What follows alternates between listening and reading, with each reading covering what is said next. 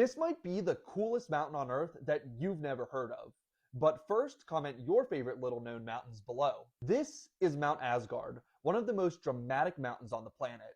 Located in the Baffin Mountains of northern Canada, Mount Asgard rises to an elevation of 6,611 feet. But the most impressive thing about the mountain isn't its elevation, but rather its distinct shape. It's made up of two flat-topped cylindrical rock towers that are connected by a saddle, and I'm not aware of any other mountain that looks quite like it.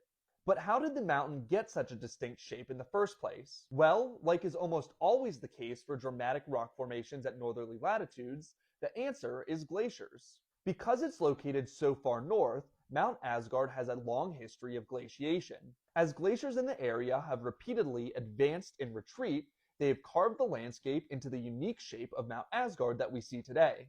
And although it may have a unique shape, Mount Asgard is far from the only dramatic mountain in the area. Other notable peaks in the Baffin Mountains include Mount Loki and Mount Thor, which has the largest vertical drop anywhere on the planet. In my opinion, Mount Asgard and the surrounding mountains may just be the most beautiful landscape on Earth.